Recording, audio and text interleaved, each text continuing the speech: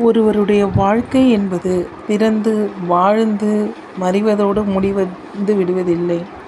நேர்மையான சிந்தனையும் செயலும் ஒருவருக்கு வரலாற்றில் நிலையான இடத்தை பெற்றுத் தருகின்றன.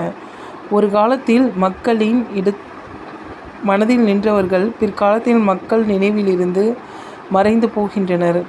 கால வெள்ளத்தில் மக்களால் மறக்கப்பட்டு பின்னர் நினைவுக்கு வரும் சிந்தனையாளர்களும் உண்டு. அத்தகைய சிந்தனையாளர் ஒருவரை பற்றி அறிவோம். அயோத்திதாசர். ஆங்கிலேயர் ஆட்சி காலத்தில் 19ஆம் நூற்றாண்டின் இறுதிப் பகுதியிலும் 20ஆம் நூற்றாண்டின் முற்பகுதியிலும் வாழ்ந்தவர். இவர் பண்டைய இலக்கிய, சமூக, சமய, வரலாற்று ஆய்வுகளில் ஈடுபட்டார். அவற்றின் அடிப்படையில் புதிய சமுதாயத்தை கட்டமைக்கும் பெரும்பணியில் ஈடுபட்டார். சமத்துவம், பகுத்தறிவு ஆகிய கொள்கைகளை மக்களிடம் பரவலாக்கியவர்கள் தந்தை பெரியாரும் அண்ணல் அம்பேத்கரும் ஆவர். இவர்களுக்கு முன்னோடியாக திகழ்ந்தவர் அயோத்திதாசர். நல்ல சிந்தனை, சிறப்பான செயல், உயர்வான பேச்சு, ஒப்பான எழுத்து, பாராட்டத்தக்க உழைப்பு ஆகிய 5 பண்புகளையும் ஒரு சேர பெற்ற சிந்தனையாளர்தான் அயோத்திதாசர்.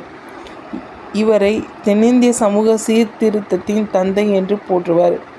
அயோத்திதாசர் 1845ஆம் ஆண்டு மே திங்கள் 20ஆம் நாள் சென்னையில் பிறந்தார். இவரது இயற்பெயர் காத்தவராயன் என்பதாகும். இவர் ஒடுக்கப்பட்ட சமூகத்தில் பிறந்தவர் என்பதால் பள்ளி பருவத்தில் பல இன்னல்களுக்கு உள்ளானார். அயோத்திதாசர் பண்டிதர் என்பவரிடம் இவர் கல்வியும் சித்த மருத்துவமும் பயின்றார். தம் மீது அன்பு காட்டிய அந்த ஆசிரியரது பெயரையே தமது பெயராக வைத்து கொண்டார். நீலகிரிக்கு சென்று அங்கு வாழ்ந்த அயோத்திதாசர் திருமணத்திற்கு பிறகு பர்மாவுக்கு சென்றார். அங்கு கூலி தொழிலாளர்களாக வேலை செய்து வந்த தமிழர்களின் உரிமைகளுக்காக இவர் பாடுபட்டார். பின்னர் இவர் தமிழ்நாட்டுக்கு திரும்பி ஒடுக்கப்பட்டோர் உரிமைக்காகவும் அவர்களின் முன்னேற்றத்துக்காகவும் பாடுபட்டார். சிந்தனைகளின் அடித்தளம். அயோத்திதாசர் தமிழ் மட்டுமின்றி பாலி, வடமொழி, ஆங்கிலம் ஆகிய மொழிகளிலும் தேர்ச்சி பெற்றிருந்தார். இலக்கியம், இலக்கணம், கணிதம், மருத்துவம், சமய தத்துவம் உள்ளிட்ட பல்துறை நூல்களையும் ஆழ்ந்து கற்றார்.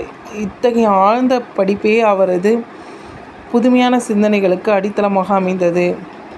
இதழ்பணி. 1907ஆம் ஆண்டு சென்னையில் ஒரு பைசா தமிழன் என்னும் வார இதழை காலனா விலையில் தொடங்கினார். ஓராண்டிற்கு பின் அவ்விதழின் பெயரை தமிழன் என மாற்றினார். உயர்நிலையையும் இடைநிலையையும் கடைநிலையையும் பாகுபடுத்தி அறிய முடியாத மக்களுக்கு நீதி, நேர்மை, சரியான பாதை ஆகியவற்றை தெளிவுபடுத்துவதே இவ்விதழின் நோக்கம் என்று அயோத்திதாசர் குறிப்பிட்டார்.